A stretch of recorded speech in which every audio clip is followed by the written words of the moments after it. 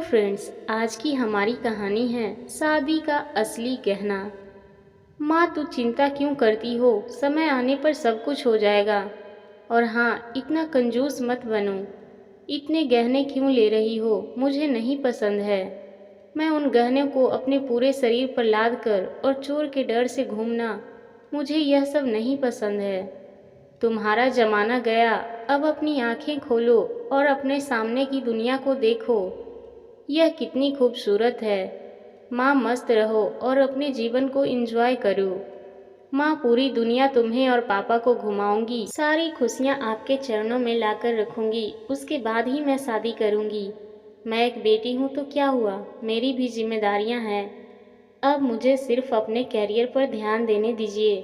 चिंता मत कीजिए, समय आने पर सब कुछ हो जाएगा। नव्या बेटी अपनी माँ की माँ बनकर अपनी माँ को समझा रही थी। लेकिन चेतन शांत था, क्योंकि वह जानते थे कि नव्या खुद लाखों का गहना है। नव्या विवाह योग्य हो चुकी थी। नव्या की माँ कादम्बरी उसकी शादी के पीछे पड़ी थी। आखिर वह माँ थी ना, आसपास के रिश्तेदार थे ही जोर देने के लिए। लेकिन नव्या अपने पैरों पर खड़ा होना चाहती थी, इसलिए वह शादी के बारे में नहीं सोच रही थी। इसलिए इस फालतू की चर्चा में उसे कोई दिलचस्पी नहीं थी। कादम्बरी सिर्फ एक वाक्य कहती थी, पढ़ाई करना तो तुम शादी के बाद भी सीख सकती हो ना, हमारी चिंता कम करो। नव्या अपने फैसले पर अड़ी हुई थी और कादम्बरी हमेशा चिंतित रहती थी। आसपास की लड़कियां शादी करके गृहस्थी संभाल रही थी। 8 दिन पहले नव्या की सहेली की शादी हुई। वह धूमधाम से हुई। शादी में उसके शरीर पर 1 किलो सोना पहनाया गया होगा। उसे हर रस्मों में एक गहना उसकी माँ अपनी बेटी के शरीर पर चढ़ा रही थी। दिखावा बहुत था शादी में। हमारी तो कोई भी तैयारियां नहीं है नव्या की शादी के लिए। चेतन तो किसी बात की चिंता नहीं करते।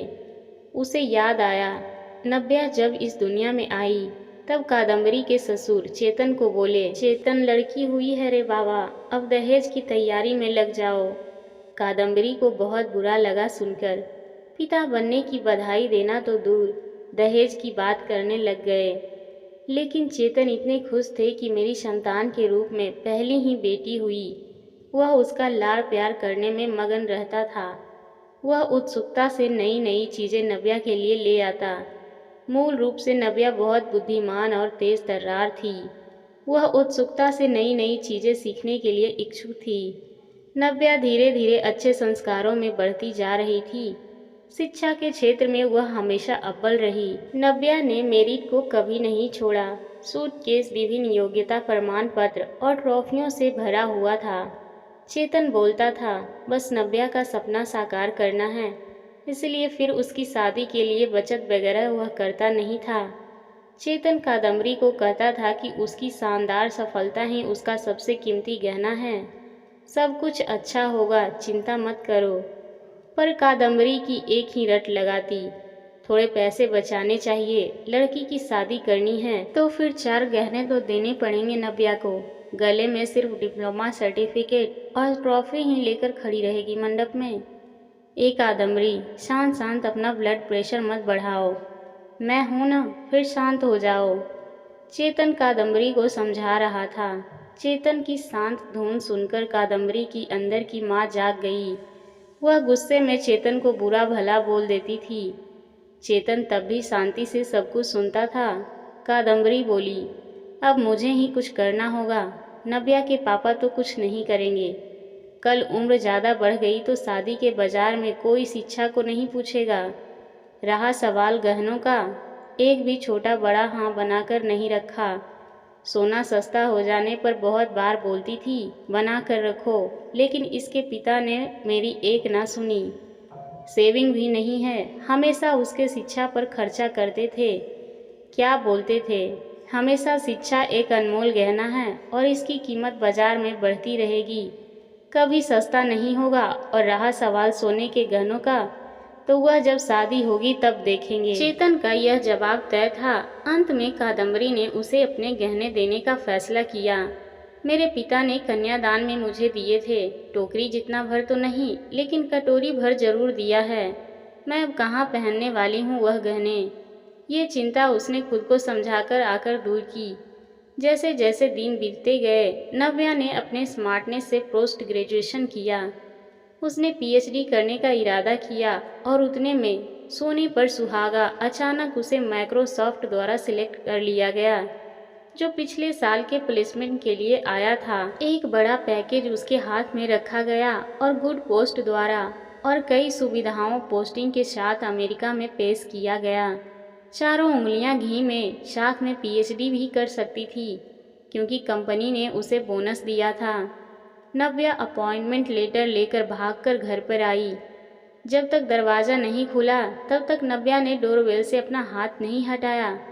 दरवाज़ा खुलते हैं उसने अपनी माँ को गले से लगा लिया। माँ, अब लग जाओ शादी की तैयारी में। पापा, आप बस मदद करना।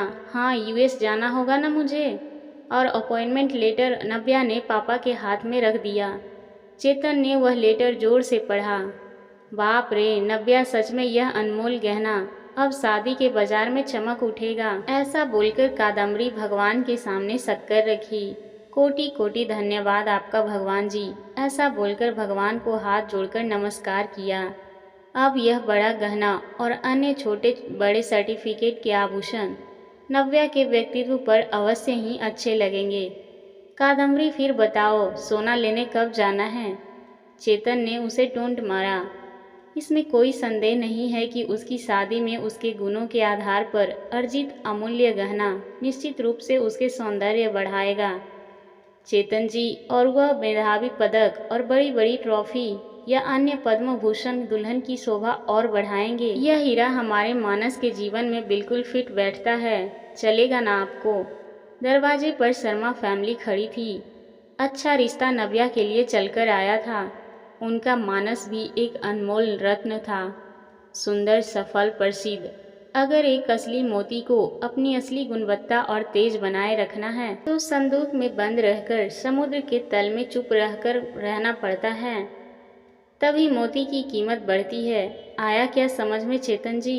शर्मा जी ने चेतन की तरफ देखकर मानस की तरफ देखा। कादम्बरी अंदर खुद को चिकोटी काट रही थी और सोच रही थी कि आखिर कौन से गहने का तराजू भारी है।